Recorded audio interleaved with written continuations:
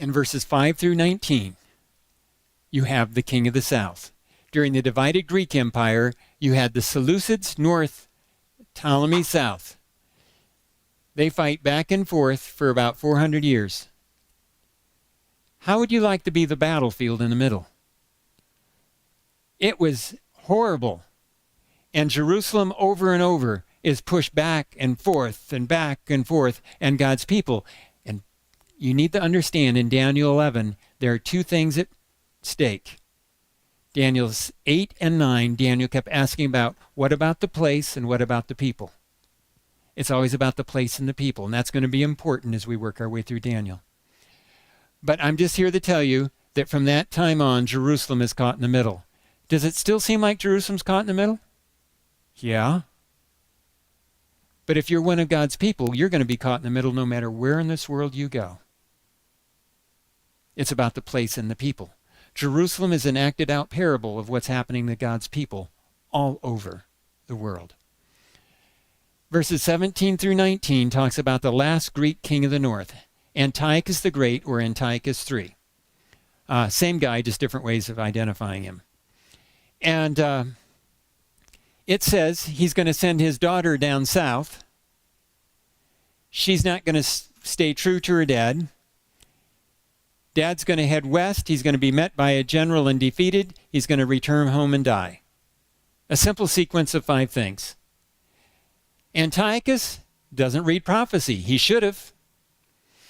He sends his daughter down south, Cleopatra. Any of you guys ever heard about Cleopatra? Most of you haven't. How do I know that? Because you're thinking about Mark Antony and Cleopatra. That's Cleopatra 7. I'm talking about 1. Cleopatra 7 was born down south in Egypt. Cleopatra 1 was born up north and sent down by her father, Antiochus the Great, in a pact. He was hoping she would be true to him, but she wasn't. He heads west, met by a general, Roman general, and defeated. He's sent home to raise a tribute, which is a tax for losing a war. And he goes home, he raids a pagan temple, and his own people assassinated him. 5 for 5, Daniel doesn't miss. Hey, with that kind of a track record, should people be paying attention to this? Yeah. But politicians have never paid attention to this kind of stuff. Not seriously, anyway. That brings us to verse 20, which is the Roman phase. And Roman phase is only in 20 to 22. So we had legs of iron. In Daniel 2, we had this dragon-like beast in 7 with iron teeth. Splits 10 ways after Rome. Splits 10 ways after this power, so that's Rome 2. Rome comes in with Pompey invading Jerusalem from the north. You know, Pompey came down and he conquered North Africa and Egypt first. The Senate called him back to Rome.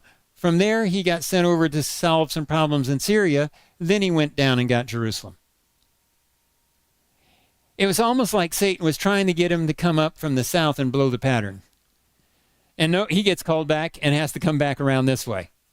This is kind of interesting to see how God makes sure whatever he's predicted is going to happen.